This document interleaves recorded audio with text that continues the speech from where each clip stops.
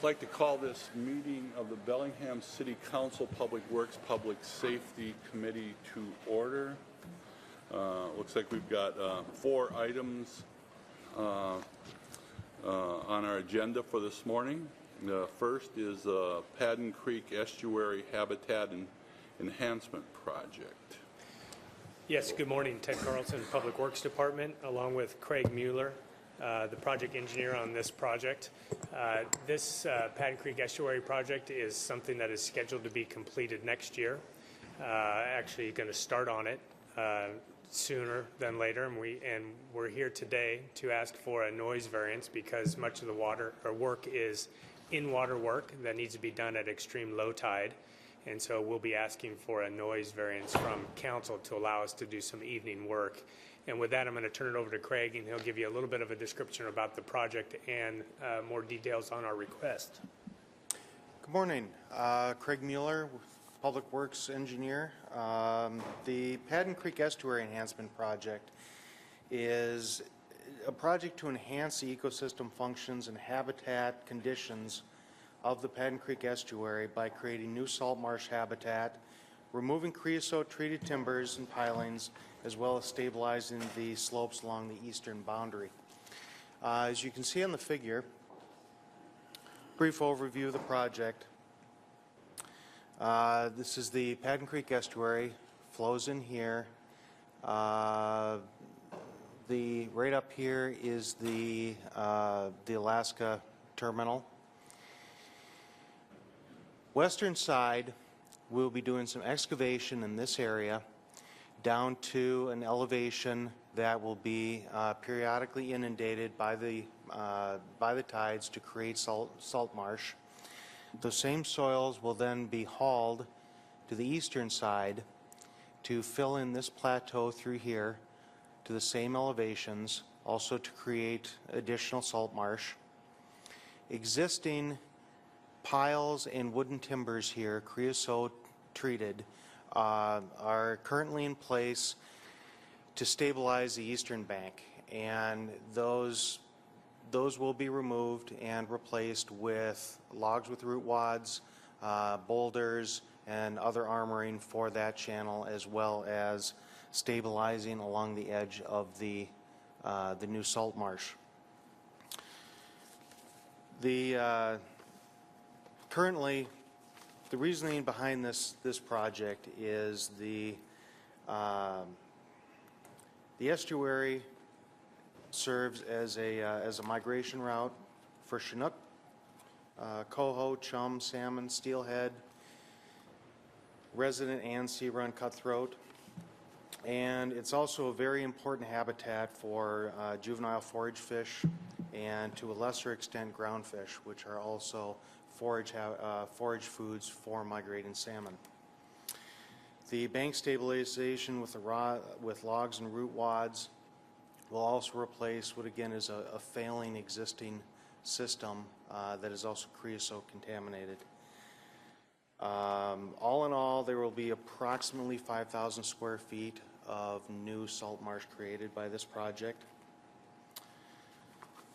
In the 1990s, just to give you a little bit more background, there was an additional project that was done in the estuary by the city, primarily creation of a upland riparian strip and excavation of salt marsh, a remnant channel through here.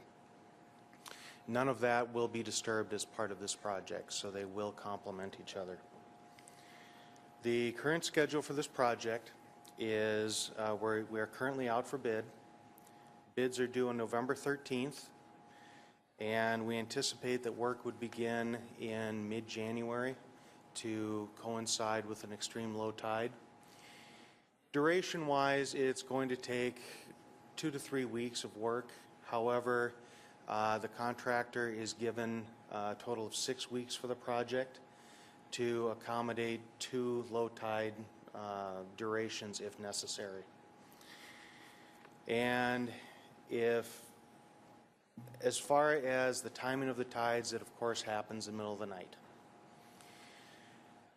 Within a 700-foot radius of the work site, there are three high-density building, residential buildings located off of Harris Street between 9th and 10th, and a grand total of approximately 121 property owners that were generated based on our on City IQ. Those property owners would all be notified approximately 2 weeks prior to the work. Also telling them that night work is anticipated. I anticipate that the actual night work would be a week or less in duration. Do you have any questions? Questions? Yes, Mike. Well, first, I would note that the summary statement in the agenda packet is actually not correct. Our code doesn't actually prohibit construction between the hours of 10 a.m. and 7 p.m. It just prohibits noisy work. I raise this because that was one of the misunderstandings when this came up before about changing those hours. I think it's important to realize we don't prohibit construction, it's just noise.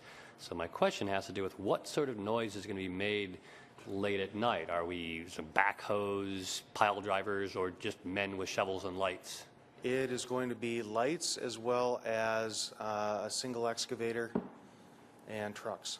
There might be 2 excavators depending on how the contractor does it. I anticipate that at the worst there would be 1 excavator on the west side, 1 on the east side, and trucks in between. What about the rather annoying backup alarms on trucks? Sometimes that's more annoying than a steady drone of a motor. There will be some of that, especially when they drive in and out from the west side. The east side they would be able to minimize back-in movements. But those alarms are also an inherent safety feature and cannot be turned off. Yes. With regard to the work now, my understanding is that long-term that lagoon there is filling up because it doesn't get the normal exchange with the bay because of the railroad bridge and the narrow mouth there. With regard to creating this salt marsh habitat now, do we anticipate it'll have a long lifespan or not? I mean, how long will this work? What will be the 5-year, 10-year, 20-year fate of these improvements? I don't have any information on the siltation rates, but based on the cross sections that are visible through where Padden Creek currently flows, and by looking at historical photographs that were provided as part of a Phase 2 environmental investigation that was done in this area, that the channel itself migrates, but not historically it hasn't migrated significantly. If you take a look at it, coming in from the southeast corner, exiting from the northeast, is to get the channel to move significantly beyond its current route, water wanting to go the shortest distance between point A and point B, it is not going to meander significantly. There's also the constant flushing with the tides, that this project will have a significant lifespan, and it also will enhance will allow the natural cycles to take over, whereas they've been interrupted through historical filling of this lagoon. I don't understand quite how that we're reestablishing the natural cycles. Well, there's significant historical timber debris and other debris that had been placed in the lagoon. That by establishing the salt marshes and establishing a natural condition, that would then allow the filling from siltation from the tides is a natural part of the ecosystem of a salt marsh. That's actually what I'm imagining. I'm imagining over the decades, this entire estuary may fill in and become almost all salt marsh with a meandering stream through it. I just would like us to plan for 50, 60 years as to what's going to happen. It'll be fine habitat if it becomes all salt marsh. I just want to make sure we're not wasting money by trying to hold the ecosystem in place. You know what I'm saying? So I don't know if that's been considered. Yeah, Renee wasn't able to be here today. Renee LaCroix is the other co-manager on this, and this project was certainly vetted through Natural Resources, and it's a direct appropriation from the Department of Ecology. So Ecology was definitely supportive of the project, as were all of the regulators. But I mean, we understand your point, and we generally don't want to do projects that have a short lifespan on it. And we believe that this project is going to benefit the estuary and this area from a habitat and ecology perspective for quite a while. Thank you. Jack? Move approval of the noise ordinance. Okay, so we have a motion to move approval. All those in favor, answer aye. Aye. Aye. All right. Thank you very much. Thank you. Okay, our next item up is an appeal of denial of request for water sewer services at 2454 U Street Road. I understand, Ted, that you said the applicant wanted to address the council. I talked to the other members, and as long as it's within reasonable time, yeah, we can accommodate that. Okay, great. Well, we'll provide a brief staff overview Yes. here. And again, this, as Terry mentioned, this is an appeal of a director's decision to deny water and sewer at 2454 U Street Road. This is a property that is outside the city limits, but it is within the UGA. And you can see from the attached information in the packet that there has been a request made for this property in the past. Back in 2008, the city denied a request at that time, and is consistent with the Bellingham Municipal Code and City Council policy. We do not serve outside the city limits. There are some rare exceptions to that have to do with public health and safety, which under my determination, I didn't believe that those criteria were met in this situation. I'll turn it over to Brent, and he could provide a little more information before we allow Mr. Swanson to speak on behalf of his client. Thanks, Ted. First, I wanted to make sure that there was a supplemental information packet given to you. The applicant asked that I made sure that that was put into the record so that you're aware that that also exists. A lot of that information covered what information was covered in 2008 on the original request. So the key factor in the review to this against the very tight Bellingham Municipal Code language is that this is a vacant parcel. It's an existing parcel of land, but there is no dwelling on it at this time. Okay, thank you. Thank you, members of the council. My name is Brad Swanson, 900 DuPont Street. I represent Albert and Margaret Figueroa. Can I use this?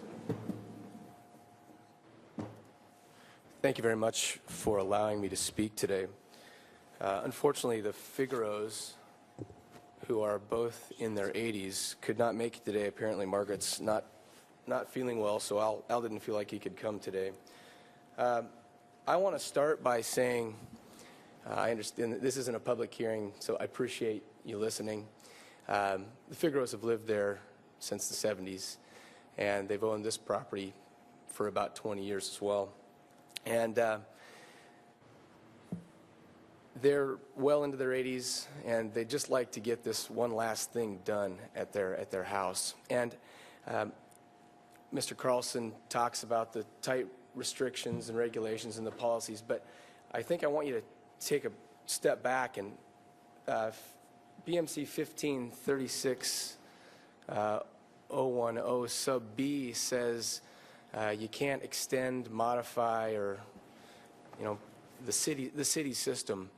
The materials that I provided to you were intended to show that the property is already serviced. There is a sewer and a water main in the road, and their services to the property. So under a strict read of that code, I don't think this is an extension of the city system.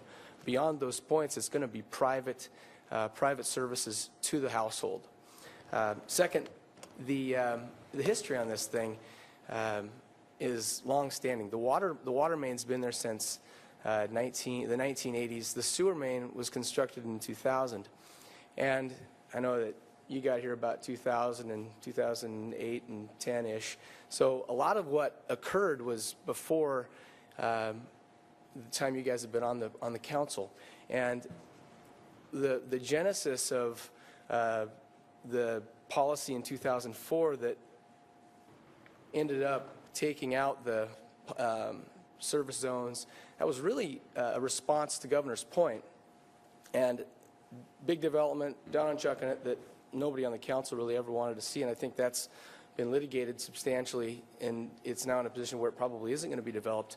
But the collateral damage are these smaller parcels that just are there, aren't vacant, and now we're almost penalizing a property owner for coming to the party late. And the materials are pretty explicit, but in short, there are 240 sewer connections to single-family or water connections to single-family residences from San Juan Boulevard to Wade King Elementary School. There are 200 sewer connections in that same stretch of U Street Road. Of those 200 and something connections, there are 4 vacant parcels that have water and sewer stubbed to them. One of them is the Figaro's. So the big concern here with servicing outside the city limits is the influx of additional new folks who would want to have this service. Well, I assure you, in this situation, the effect is indiscernible. You're talking about 3 parcels that contain 1 sewer and 1 water service, and then there's a 4th parcel down near the city limits. I think it abuts the city limits. It has 4 or 5 services. So approving this doesn't open Pandora's box, doesn't create a situation where there will be an influx of applications like this. And I guess what I'd like to finish with is, you look at the GMA and you look at the issues that the GMA raises. This isn't one of them. We're in the urban growth area, as Mr. Carlson correctly points out. The only policy keeping this from occurring is the 2004 policy and the action that occurred later with the revision to this ordinance that says the city doesn't want to do it. And this is one of those situations where it really doesn't further the goal that the city brought forward when it instituted that policy in the first place. We're talking about one house. We've got 200 and something services on these lands already. It's not going to make a difference from a service capacity issue. And this is just the right thing to do for these folks. They're good people. They've been paying property tax on this property for ages and ages and ages. They do their business in Bellingham. They buy stuff and pay their sales tax. They're good folks and just want to get this done. I'd be happy to answer any questions for you or anything for staff. But thank you very much for the opportunity. Thank you. You know, I guess I'm not. I just get Okay. I start talking, Councilman Lillquist, and I just get rolling. So I can use it if you want me to. I did put some pretty color things in the packet if you saw them. So anyway, thank you very much for your time. Committee? I guess I'll start off. You know, when I look at situations like this, I always go back to what really is driving a lot of our own decisions, and that has to do with the Growth Management Act in the early 90s. And the biggest thing that I see is that the Growth Management Act is called the Growth Management Act. It's not called the Growth Accommodation Act. And I think that a lot of the decisions that are being forced upon the city have to do with just trying to accommodate somebody's rezone or somebody's annexation or somebody's, you know, in this particular case, request for water or sewer service. And for me, I just feel that we have a policy that we've adopted 10 years ago that we have been applying to other people throughout these last 10 years. And even though it's just one house, it isn't just one house. I mean, it's a precedent that establishes the opportunity for other people to come in and say, well, you did it back in, in October of 2014, why can't you do it for me? And then somebody's going to come in and say, well, I only have 3 houses. Why can't you do it for me? And it's a precedent that I think that is not a sound policy for this council to be entertaining. And I really have concern about the fact that we will be accommodating instead of managing what our overall growth policies are. We have not chosen to go and annex this area. There hasn't been a request for annexation in this area. There is a true and sound process of how water and sewer service should be obtained for this area, and that particular avenue has not been pursued yet. And so I think at this point it's premature for us to follow through with this request. Michael? Thanks, Terry. I agree. We need to be deciding based on principles rather than sympathy for these good people. I'm worried about setting bad precedents.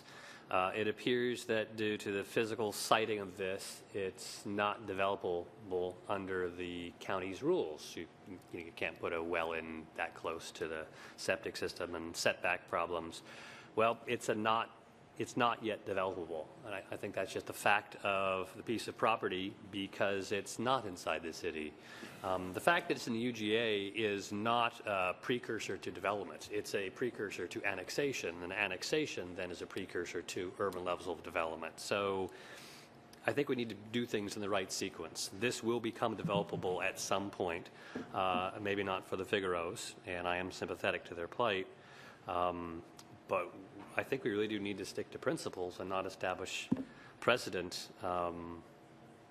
And the facts in the case don't suggest anything particular about this property being treated unfairly, other than the fact that they came late to the game. And that just means that other properties came early and got services, which we now regret, and we had to claw back. And I think it would be a mistake to give up on what we've achieved, despite what it means for the Figaros. Yeah, and I have to agree with the two of you on this one. I'm sure the applicants are very nice people, and the fact that they're 80 really doesn't play into it. I mean, we have to do this based on the facts, based on our policies.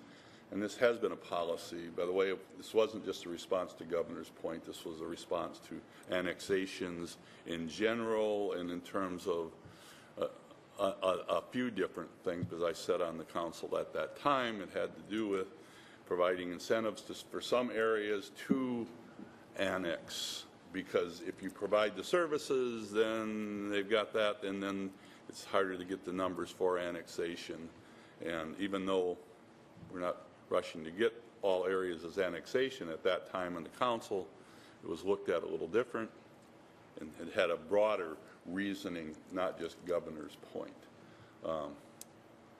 So I think it was a sound judgment by the director, and I think it needs to stand. And my understanding is if we are agreeing with the director's decision, we take no action. Is that correct? Or do we need to make a motion to reaffirm the director's denial? I think the latter. I think you do need a motion because ultimately it's a council decision. Okay.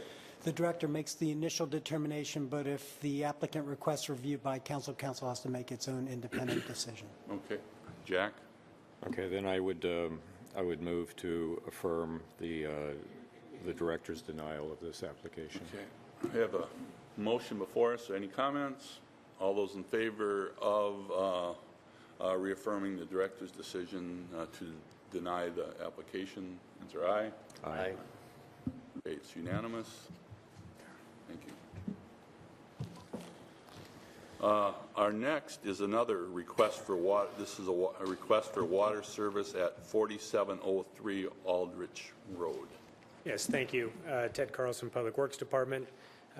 This is a property that is outside the city limits and just outside the UGA. It is a property that has an existing residence on it and has been served by well in the past. The well has failed. There's been many attempts to redrill wells and to provide water via well, and that has failed. The property owner has contacted the city, been working with the city. The Department of Health or the Public Health Department has been involved as well, and there's a letter from John Wolpers in your packet that provides some background and recommendation from the Health Department.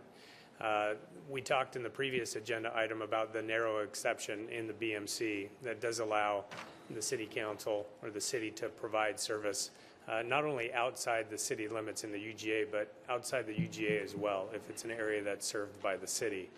And that would be the case with this property and residents. The city does have service out there.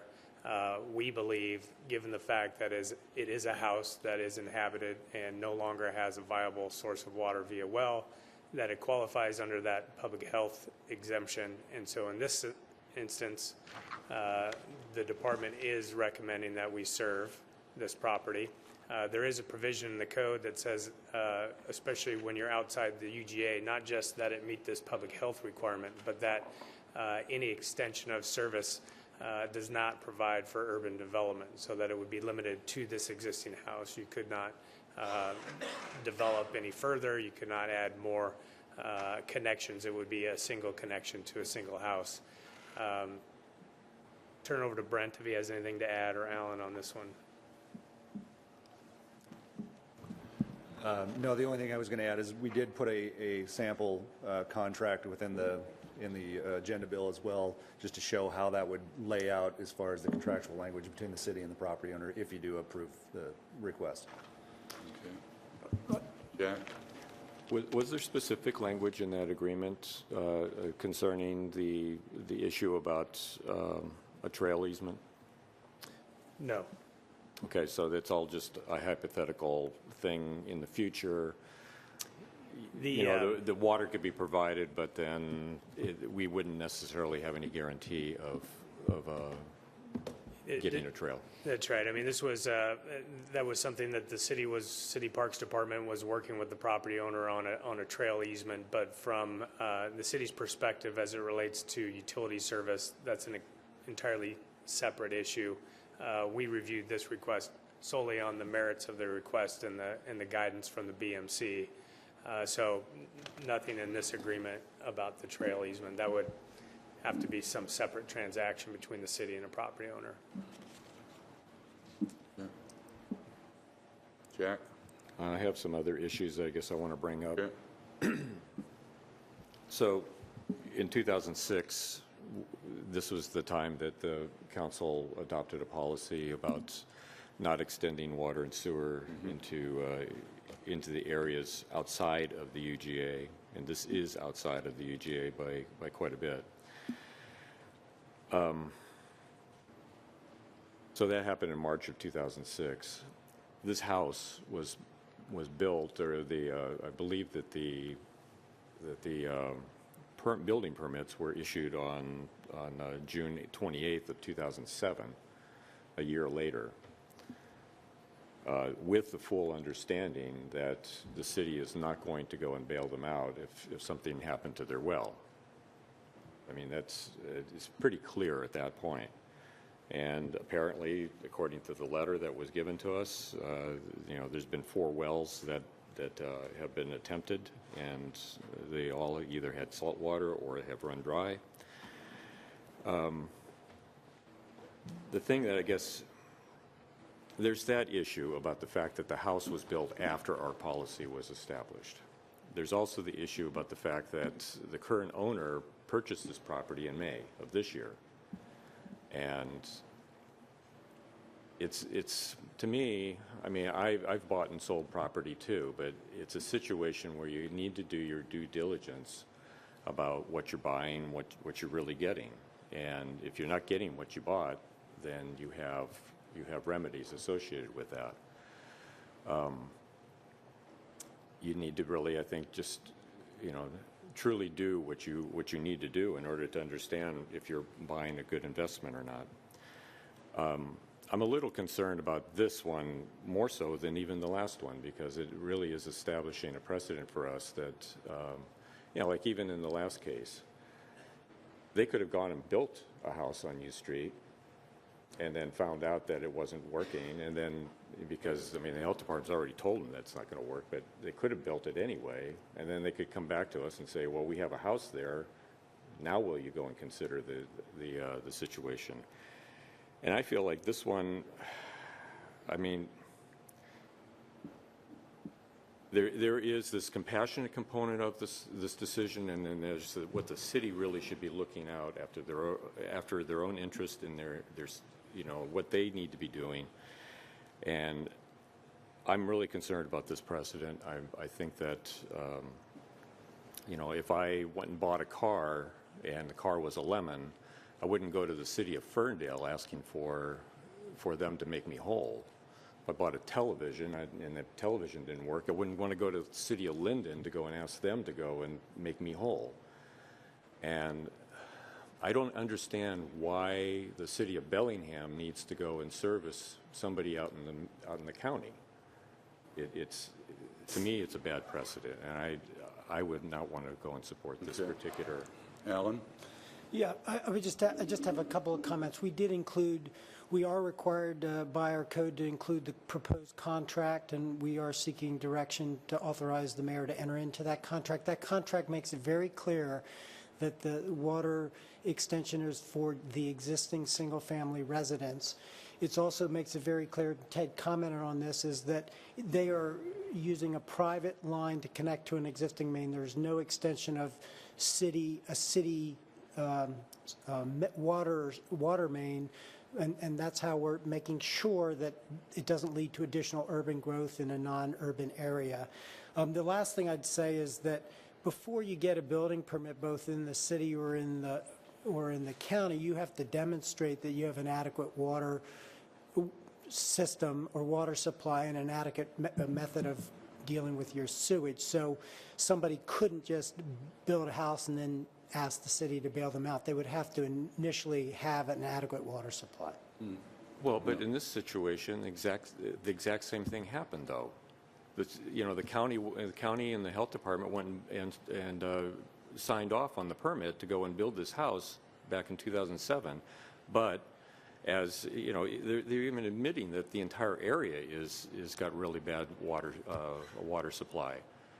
And All I'm saying is that before they issued that building permit, they had to have established an adequate water supply. Now the water supplies, wells can always run dry or have salt intrusion at a later date, and maybe this is a bad area to continue building in. Got a question similar to yours, but based on another case. A number of years ago, I can't remember the subdivision, but it's south of town. Group of people actually came forward and had a similar situation. They had new subdivision, beautiful new homes built there, and their water was turned salt. Couldn't use it. Staff at that time, I think, actually recommended, and council went with it, that we were not going to supply the water to that because, it was kind of the developer's responsibility that built it and the people, and it went against our policies at that time, and so we did, because there were other means of hauling water and things to use the property, but since it was outside the urban growth zones. Do you remember that case? Yeah, I do. I don't remember all the specifics of it, but it was down by Lake Padden, I think, or out that way. The one item that has changed since then is that our codes have changed to different review steps and different verbiage. So, it's kind of progressed since, I think, 2006 when we made the change to the policy and gotten more and more stringent each year.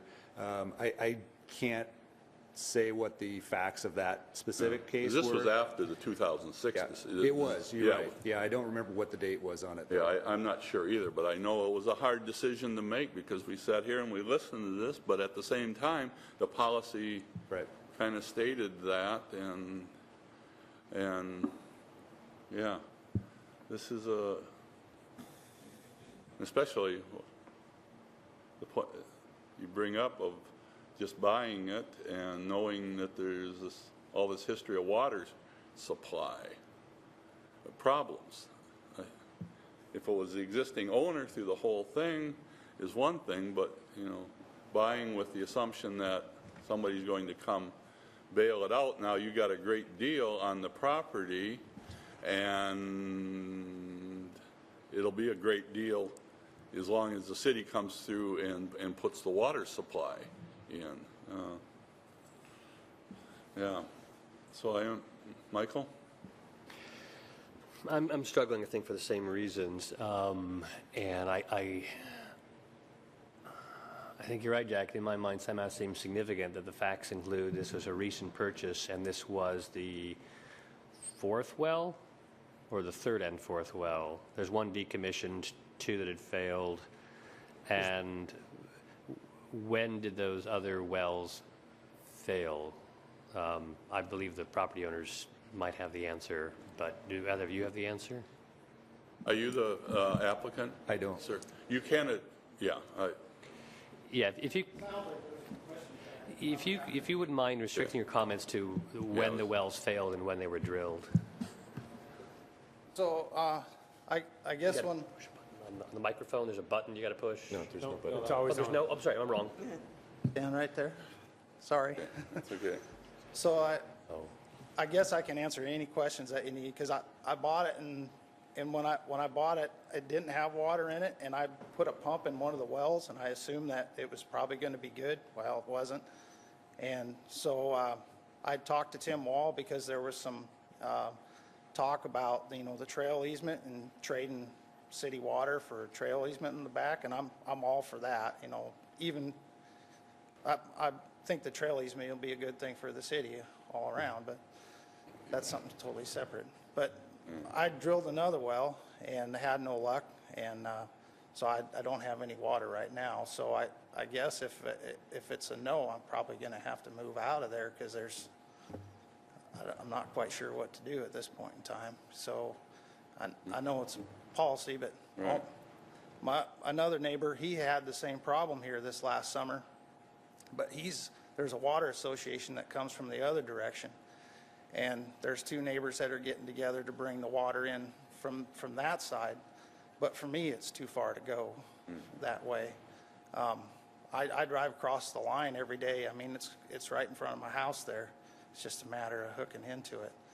And I'd be honored if I could get on there. I mean, it helped things out tremendously, because I'm not quite sure what to do if this doesn't go on. So, But Mr. Oh, sorry. I just wanted to make it clear, because I wasn't quite getting exactly what you said. Did the previous owner or their real estate agent, did they represent to you that the property had water? and no, because it was a foreclosed house, and there was nobody in it. And so I kind of looked at it a little bit, and it was something me and my wife could afford to buy. It was a nice place, and so we bought it. And So they sold it to you as is? as is, yeah. Okay. So I'm stupid, but it is what it is. And we're living in there now, and we don't have any potable water in there. I haul it in there. So I'm hoping I can get some from you. Okay, thank you. Michael? Well, it sounds to me like you might not have known the full history, but it seems like there were some failed wells prior to your purchase. Yeah. I've got actually more sympathy for you than for the Figaros. But I'm not seeing facts here, which... Can I do anything to sway you the other direction there at all? Yeah, like I said with the earlier one, it's Mr. Cornelis? Yeah. Yeah, Mr. Cornelis, I'm trying to make a decision not based on sympathy, but based on principles and precedents. Like I said, I may even have more sympathy for you than for the Figaros, and they're kind 80-year-old people, so that means I got a lot of sympathy for you. So, I mean, there was even some talk that, you know, the Parks Department, they bought the 5 acres in front of me, and the Parks Department has the 5 acres behind me, and they have a meter on the 5 acres in front of me that they tore the house down. So there's no net gain loss, and we were going to try to possibly trade some of my land possibly for the land that the meter's sitting on. I don't know, it's a weird deal, but I think you're well situated, and there's a reason. I'm looking at maps right now. We are trying to buy land in that area for trails, but even if I really, really, really wanted that trail connection, I don't think that's a good reason for me to break a rule. okay. Yeah, Jack? Brent, just the last point that he brought up, is there, with the property that Parks had bought next door, is there an opportunity to work some sort of extension into that using, I mean, if the lots were replatted in some way where that, you know, where the abandoned water was on the house that was torn down, could then be used for his home? Yeah, staff looked at that, and really, the park's purchase of trail easements or acquisition of trail easements is very separate from the criteria as to whether somebody gets a water or sewer connection outside of the city's UGA. I think you really have to apply the language that determines in our code as to whether somebody qualifies for that public health and safety exception. Yeah. Bad precedent to start horse trading water connections on another separate property and moving them to serve another property. Okay, There is that's good advice, there is yeah. no regulatory authority for doing that. Good, because I was going to bring that up. I can't, you know, as much as I'd like to, but the precedent of buying water rights, because that's basically what it would be, and would set us up in a terrible situation in terms of how we do business if we're trying to do it based on factual information. Michael? I'm just trying to help this gentleman out here. I believe the State Department of something, ecology maybe, recently revised their rainwater capture rules. Formerly, the rain that fell from the sky wasn't actually yours. You had to have a right to it. Now there is a limited residential exception for rainwater capture. If you've got a relatively large piece of property, you can actually capture hundreds and hundreds of gallons of water annually, I believe. I know in certain low-impact areas, people trying to live off the grid, they harvest all of their potable water by rain harvesting. Am I understanding that that is possible? It's not a cheap solution, but is that now legally permissible? It is, you're right. Ecology did determine that folks could use rain catchment on their property as a potable water supply. It's no longer a water rights issue as it used to be. I think these are the hardest kind of decisions that me as a council member ever has to make. Making these kind of decisions, we're told to kind of go by the rules and trying to do it in a certain way without bringing in the emotional parts of stuff, which for me is a very hard thing. But it's, you know, it's, Yeah, I mean, yeah. all my I fully neighbors- I fully understand. This is, if the individual compassion is there and want to, as a council member interpreting how our rules work in precedent, I just, you know, I've got a hard time with this one. Jack? You know, if you were my neighbor, I would go and do whatever I could to go and help you. Yeah. But I'm not, and I sit up here in a Yeah. completely different, you know, venue and with different responsibilities.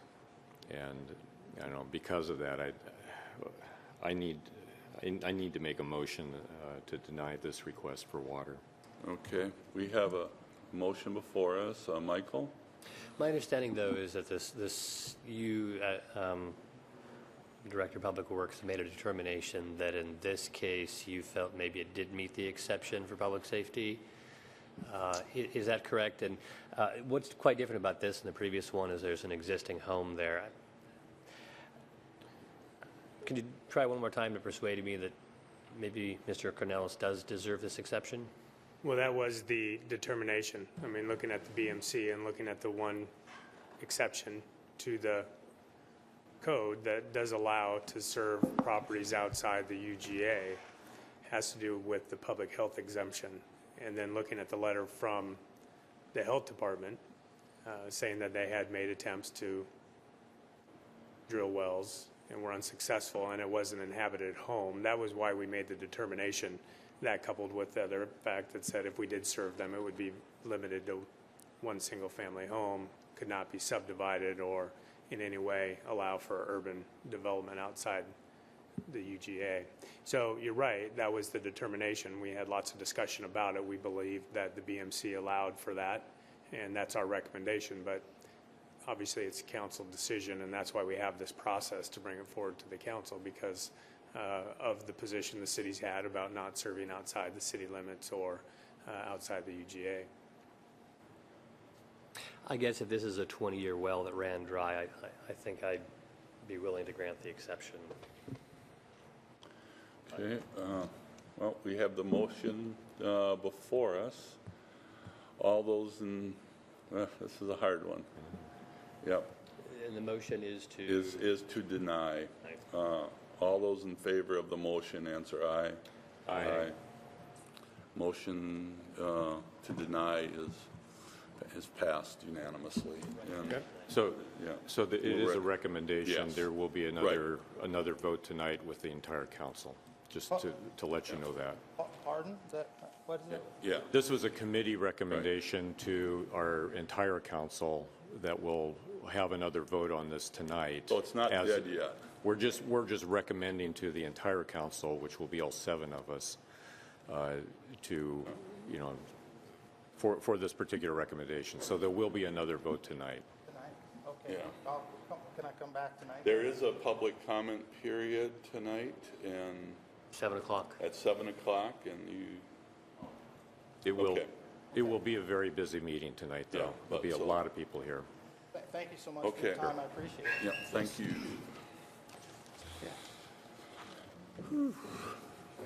Those are hard, guys. Okay, the last one we have before us is an ordinance amending Title 11 of the Bellingham Municipal Code related to parking.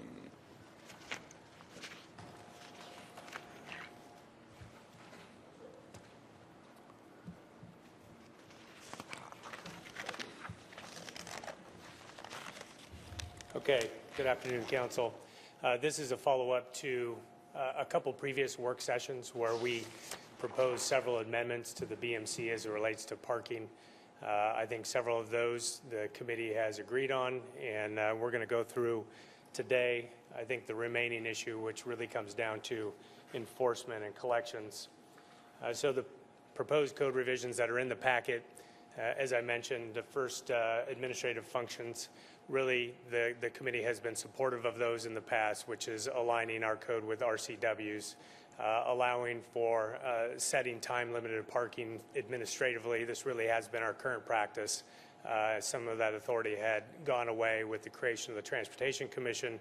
The code amendments in the packet would restore that authority to the traffic engineer and public works department.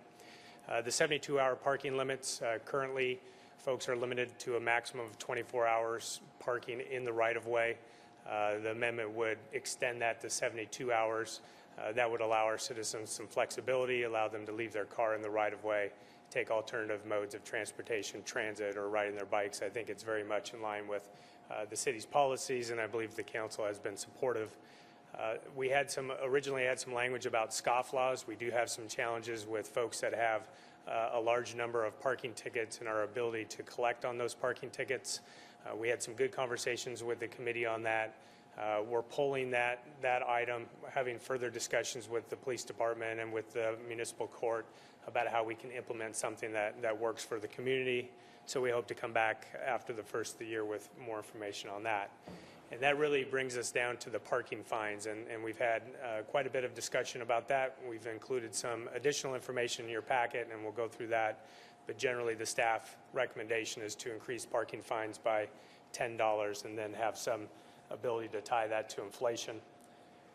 And there's really been a couple policy questions that I think have come out of the discussions, and the first one being, should meter and permit revenues subsidize the cost of enforcement? That is currently happening. Right now, the cost of enforcement exceeds the revenue that is generated by enforcement, and it's not insignificant. We anticipate it to be around $170,000 in 14. Based on the proposed budget for 15, another $115,000 or so dollars short, $115,000 short, that would have to be offset by meter revenue. And assuming the first question is answered, that yes, the enforcement revenue should offset the cost of enforcement. The second question that has come up several times is, should parking enforcement be provided outside the downtown if the cost of that enforcement is offset by fines? And that is the current practice. The parking enforcement officers do enforce parking citywide. They look at it as a system, and we would like to have some further direction from council on that. So when we went through this, we do have quite a bit of policy guidance in place already. Obviously, the city's comprehensive plan, the transportation element of the comprehensive plan. Most of the neighborhood plans, and certainly the ones near the urban center, have some policy guidance on parking, but most recently the council adopted the downtown plan that has language on parking policy and goal. And the city will be, or the council will be seeing the city center implementation strategy, which has some additional language. Obviously, the financial management guidelines give us some information about rate setting and how we set our rates to offset costs, and the city's budget, which gives us both operational and capital authority. The Transportation Commission, with support from the city staff, advised the council on transportation-related issues.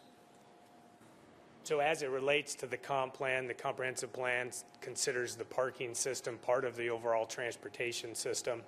And as you know, most of the language in the comprehensive plan, in the transportation element of the comp plan, focuses on mode shift, really on getting folks out of single occupancy vehicles and finding alternative ways to get where we need to be. And that is how they view parking as well, to use parking as a management tool for transportation demand management, ultimately limiting the need for capacity-related capital projects and maximizing the parking supply that we have.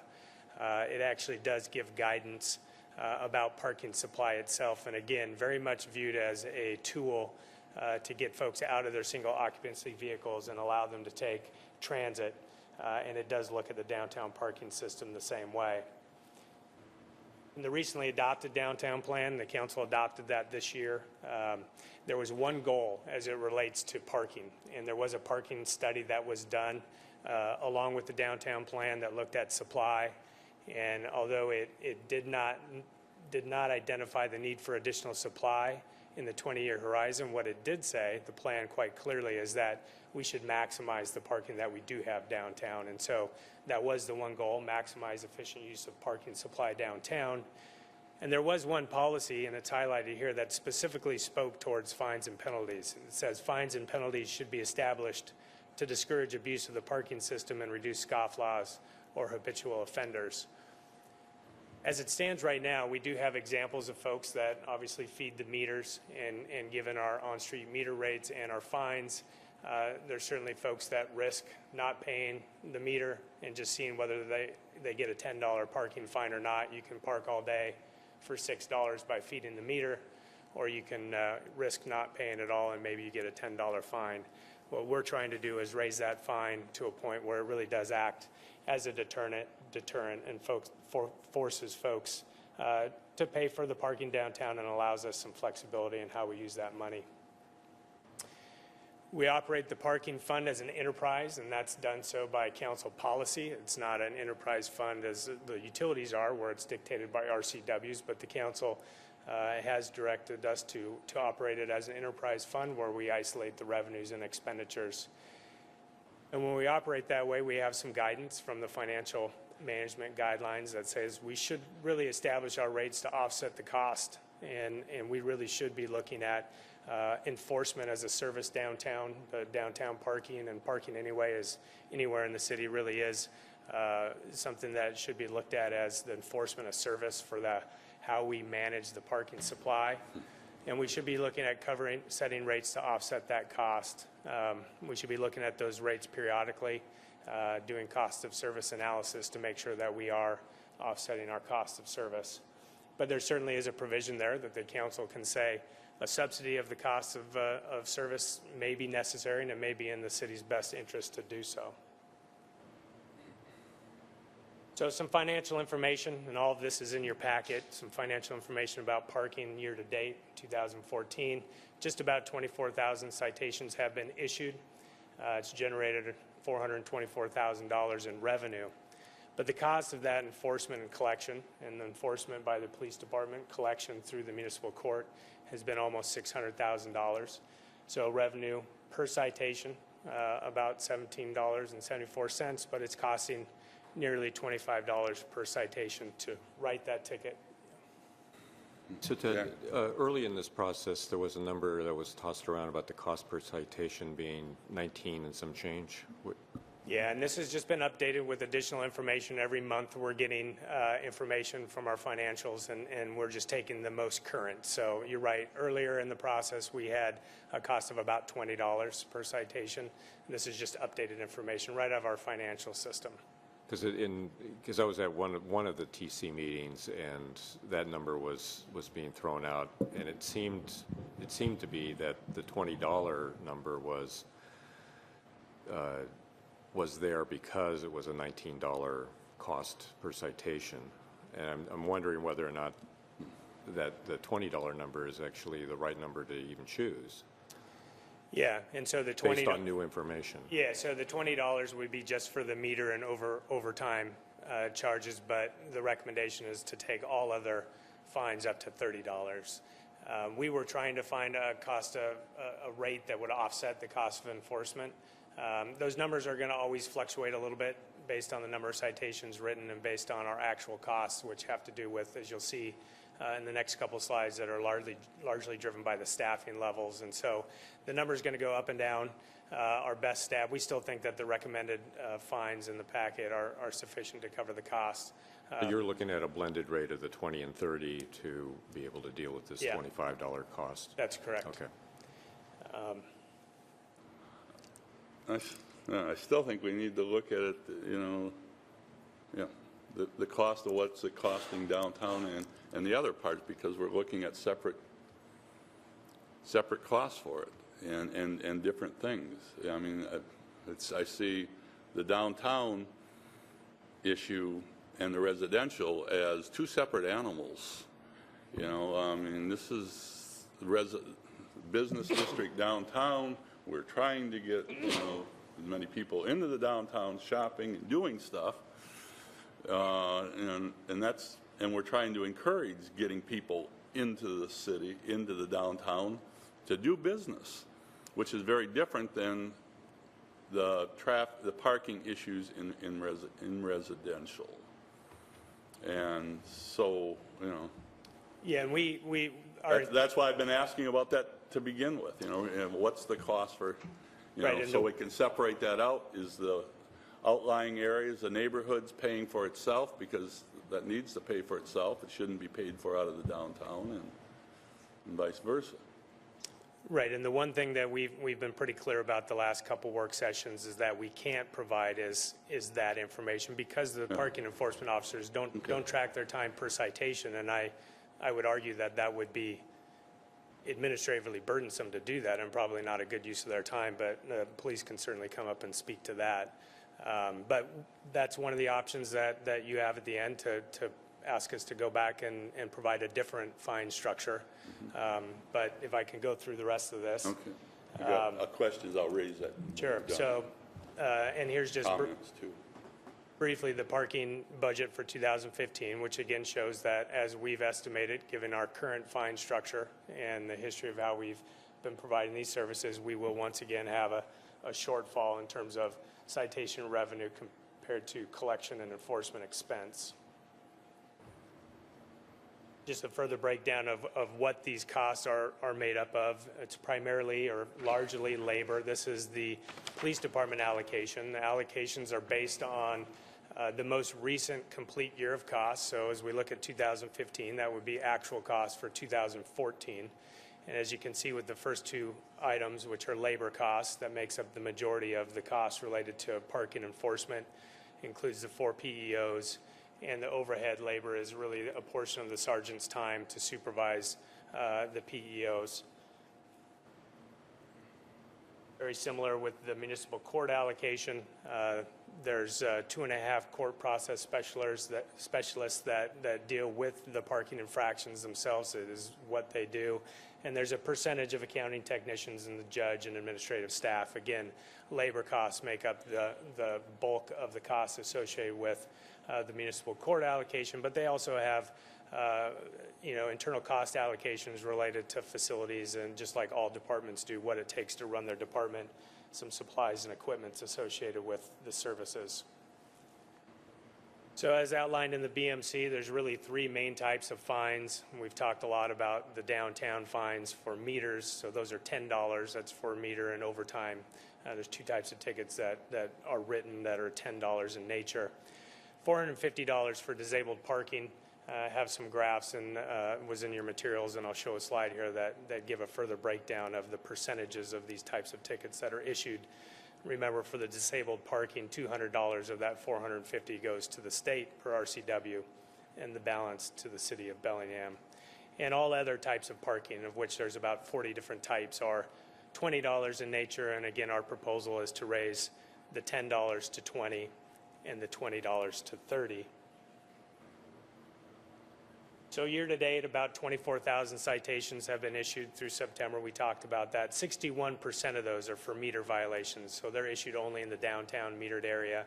39% of the revenue is from all other types, some of that issued in the downtown. Obviously, in downtown, we issue other types of parking infractions, not just meters and overcharges for meter, but every other type of parking violation can occur either downtown or in other neighborhoods. And there's some of the ones that we would look at: the blocking sidewalk, facing the wrong direction, parked on sidewalk, things like that.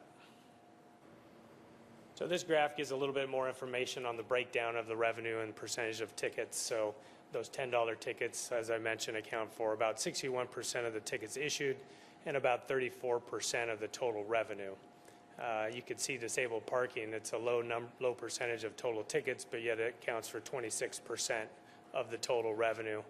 And then the balance, about 40% of total revenue, are all other parking infractions that, again, are issued either inside or outside downtown.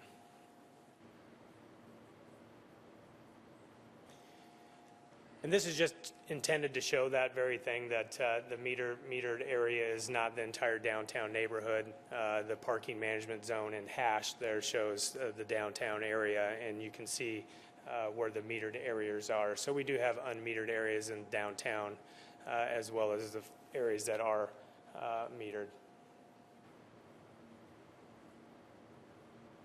So we don't have detailed information. This gets to Terry's point about the cost to issue citations, but we do know from talking to the police department and the court that about 65% of the total fine revenue is generated downtown. And again, that's meter violation and non-meter related tickets. And that's the bottom point, I think, is getting to Terry's concern. We don't track the time per citation. So because you don't do that, you can't give cost to issue a ticket downtown for a meter-related violation versus the cost to issue a ticket in the outer neighborhoods for some other type of violation. All we can do is come up with a cost per citation using the aggregate. So it's just simply not information that they track.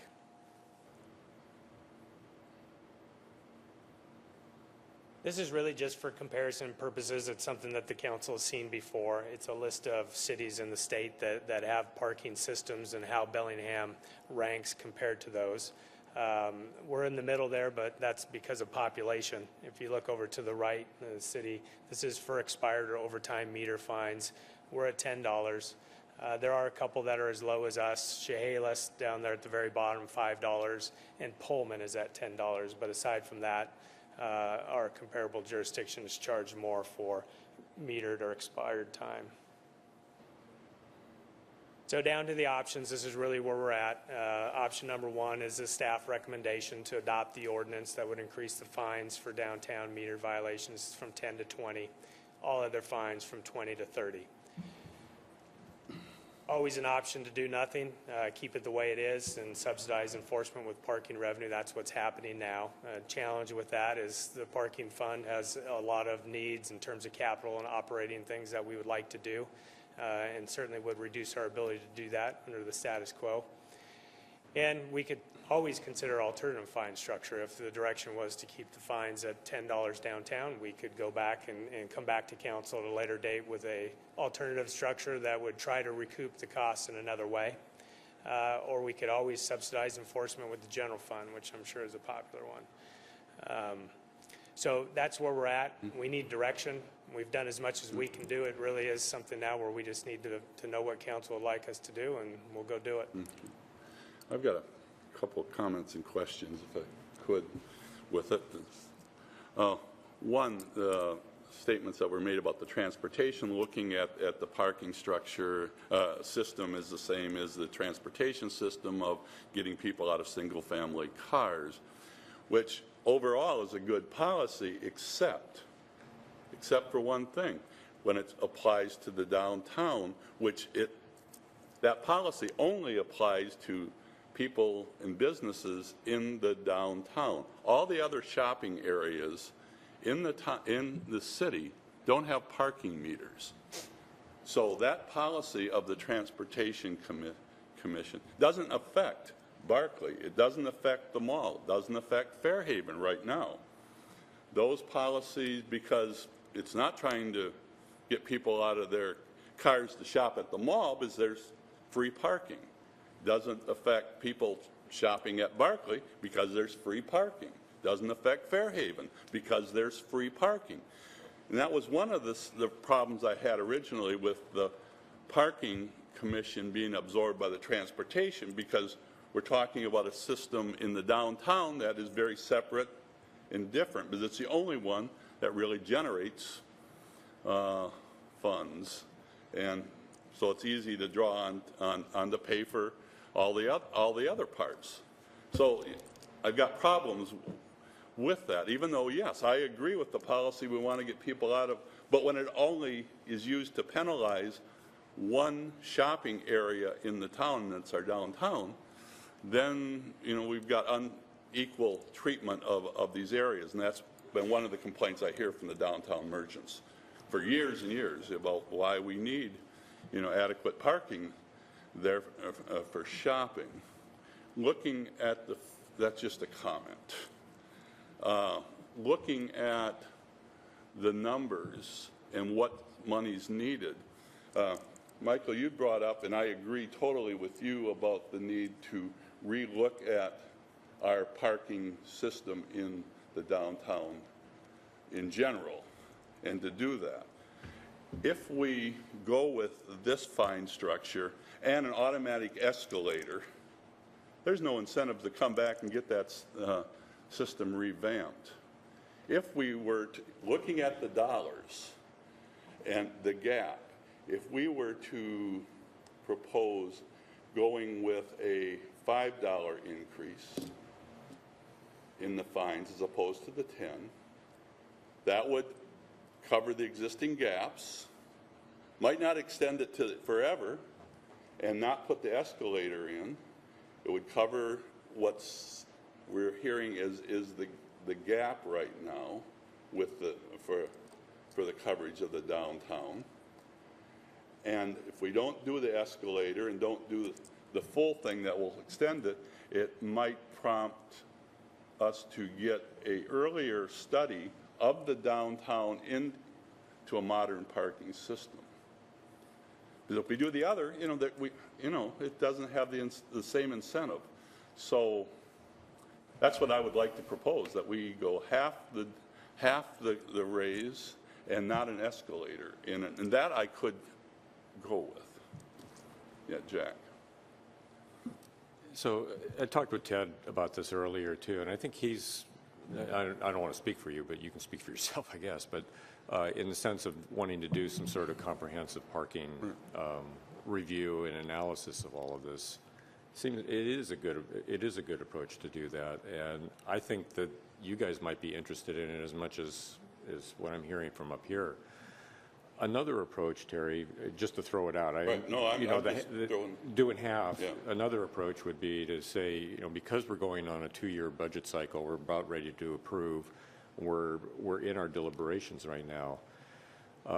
Maybe from the council direction, we could request that the parking study happen and to do a real comprehensive review, and to maybe, I don't know, just arbitrarily maybe say, within 18 months that the study needs to be complete and presented to the council, and at that 18-month point that these fines get reduced back down to the current, the current situation, which would then give all of us a financial incentive to try and get that plan done.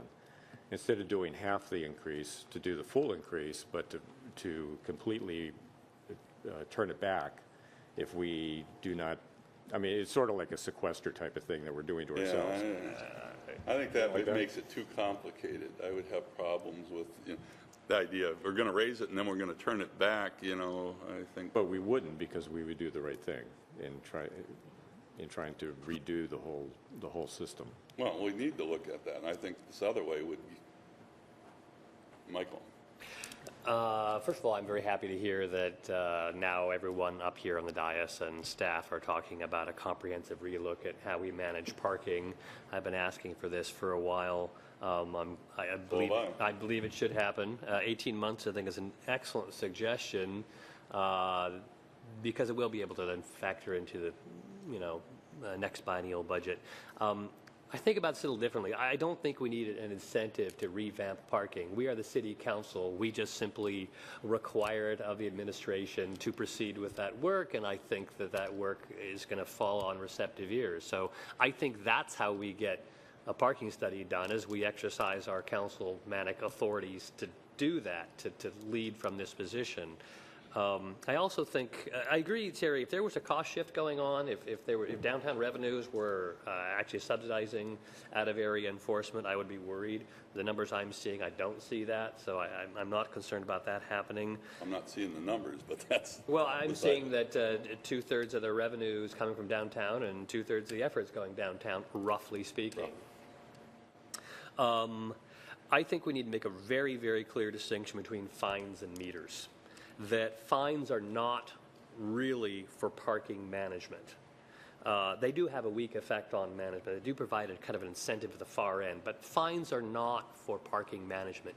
Meter rates are for parking management. What we need to reform in this city, and is not being reformed in this proposal, is how and when we charge meters. Charge different based on location, based on duration, based on a lot of things. We need reform of our meter system.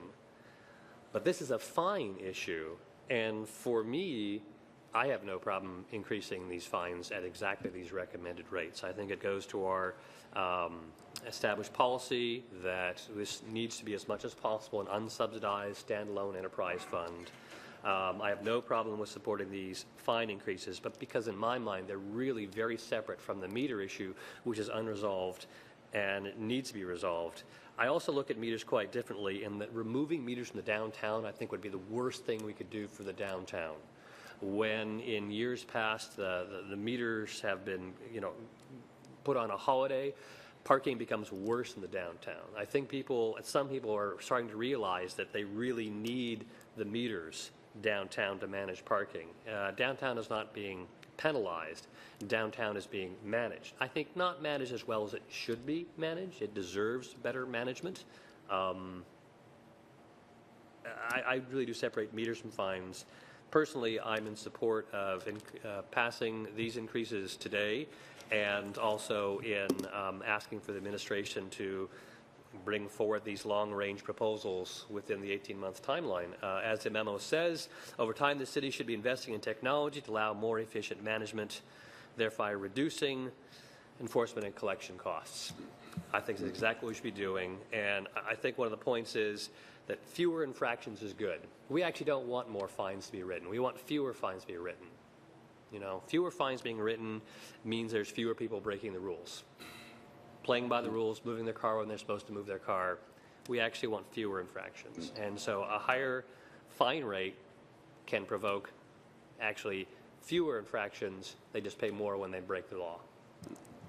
And I got to disagree with you on part of it about the fines not being part of management. That's what the incentive is used to get people not to stay longer than what they're paying. They're put in, they're all part of that incentive of the traffic parking management system. It's not, the fine is not different from it. It is part of it. That's the part of it.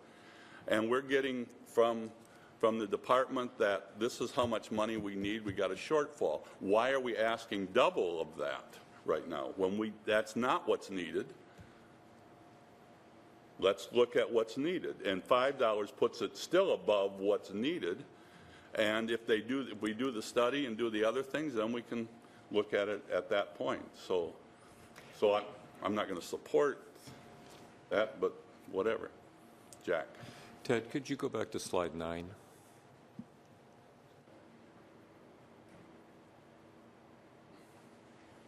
Is that revenue figure, is that what we are projecting without increasing? Yes. Okay, what would be the, I guess, the ballpark estimate if we did increase it to these current levels that were being proposed? Eric's pulling that up. I have it right here at $20 ticket for the over-meter violations, $30 for other violations, and $450 for the handicap violations. That'd be $637,000. 637. Which Okay. would excuse me, that's through September. Hang on. It's using the 24,000. So that's using the numbers, the 24,000 citations. So if we're predicting that up through the end of the year would be about 32 or 34,000 tickets. It would be in excess of the 695. Hang on a minute. I mean, one of the challenges, and it says that in the memo, is that we expect, we don't know exactly how this would work out, but we expect that if you raise the fines, you're going to see less citations and more money going into the meters. I mean, right now we have, a lot of people downtown that have 200-300 tickets a year, and they just pay them. They're not scofflaws; they pay them. But it's certainly worth the risk to them to just not pay and see whether or not they get a citation, because you pay $6 all day, or $10 if you get a citation. We're anticipating if we raise the citation, the fines, you'll see more meter revenue, which is what we should want. Mr. Weiss, if we assume a 30,000 citations for the year, that would be about $774,000. 774. Which would be, on average, a $25 per citation revenue. Okay. And on top of that, then, what you're thinking about, Ted, was that there would be increased meter revenue as well. I would hope. That certainly is the goal. As was pointed out, the purpose of enforcement is to change behavior and to drive the revenue not into the citations, but into the more revenue-producing side of things, which is the meter revenues. Okay.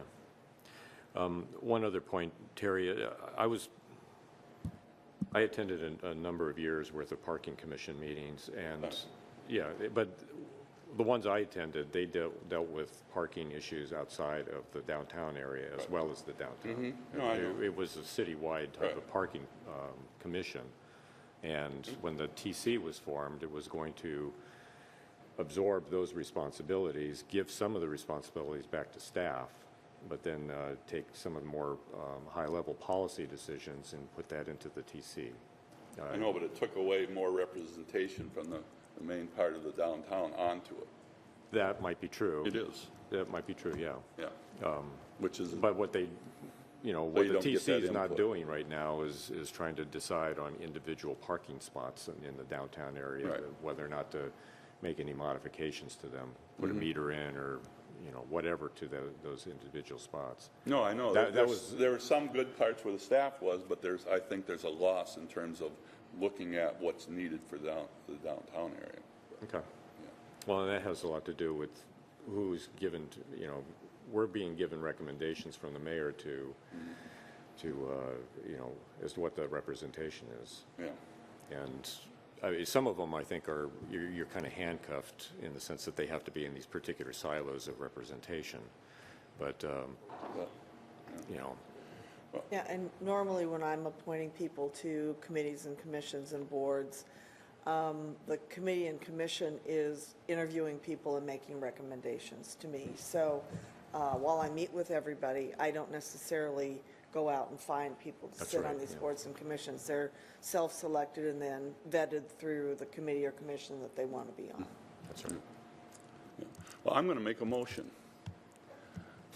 I'm going to make a motion that we reduce the fines in the downtowns from a $10 increase to a $5 increase, and that we cut out the escalator part of the ordinance. Yeah, so that's my motion. And Terry, just to clarify, what's happening with the $30, That can be left. leaving that? Okay. That way it'll help pay for, make sure it's paying for the cost outside of the city. So we got a motion before us, comments. Jack? Ted, you had one slide up there that was showing how much revenue that was being generated from the downtown area on meters?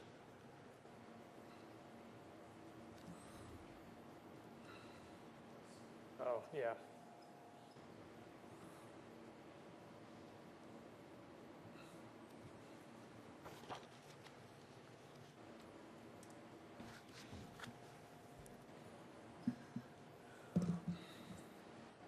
Okay, so there's $145,000 that's being generated through meters right now. An increase of $5 would present, what, an extra approximately $70,000?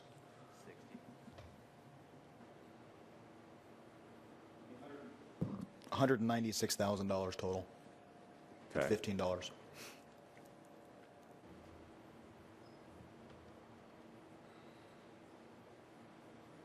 Versus basically doubling that 195 to what, 290?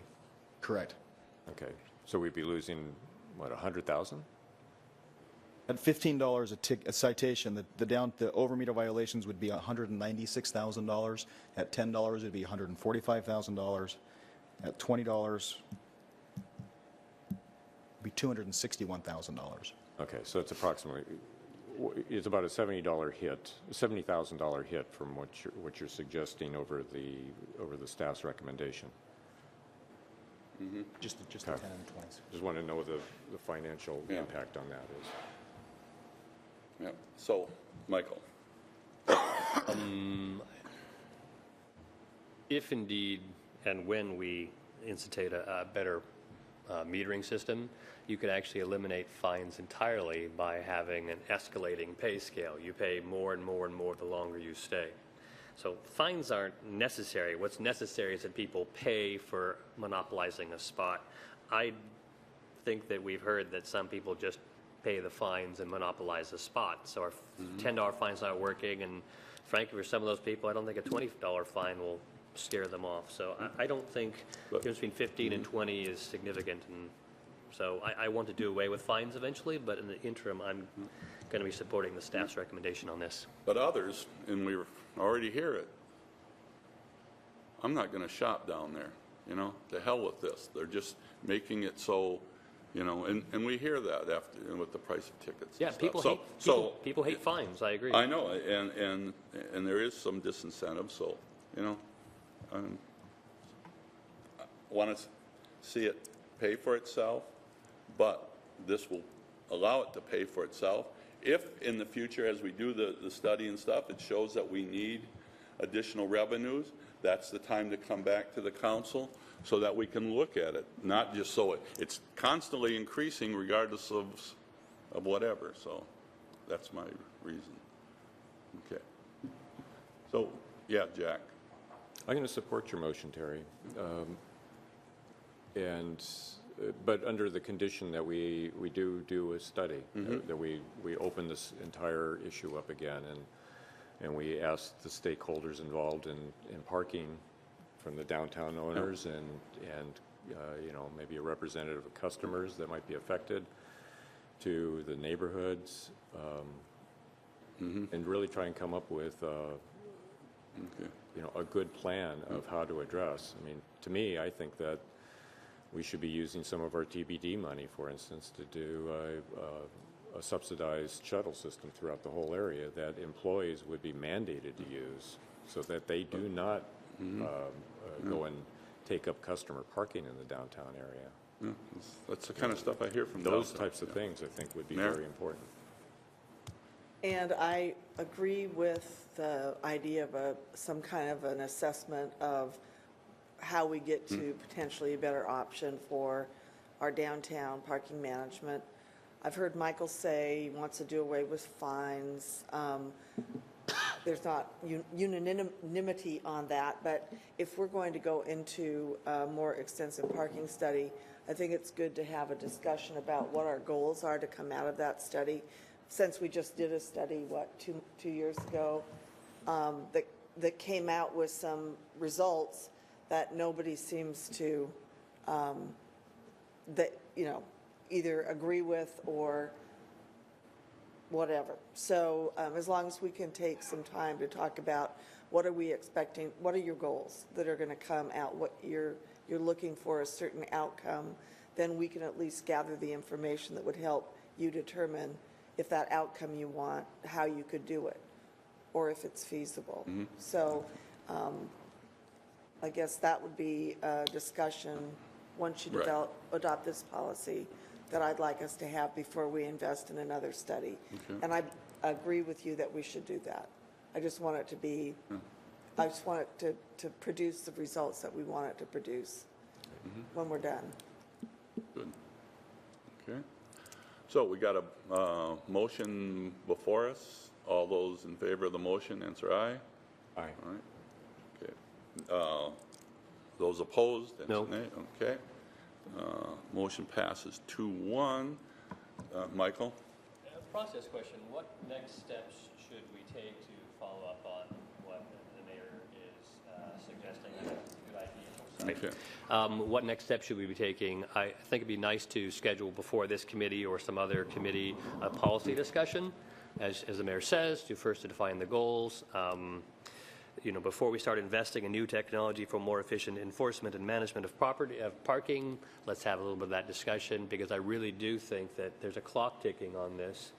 If we get the policy discussion done sometime this year, we can start investigating the real possibilities and implementation within the following year, and it might actually roll out, in our lifetime. Well, I think the first step in the process is to have a motion to pass this bill with the amendment, which I will make right now. Move that we pass the ordinance as amended, voted to amend. Comments? All those in favor, answer aye. Aye. Motion passes unanimously. And then the next step would be to set for this committee or something a further discussion of that element. Does that sound correct with the two of you? Can I make Yes. just a suggestion on that? I realize everybody's anxious to get this completed. But We don't have that many meetings between now and the end of the year, and we're working on the budget right now. And I think this deserves the attention that it needs. So why don't I talk to staff about a realistic time frame to do it as soon as possible, but make sure that we're Early not next year. rushing it and just having a discussion. And that might be that we think about it for a while to develop the pertinent questions that need to be asked of the council, and then we can start after the first of the year. I forgot it was October. yeah, totally. It's October, Mike. Totally agree with you. Okay, Madam Mayor. thank you. Does that sound okay with the committee? Early next year would be fine. Yeah. Okay, I think our business here is done. We are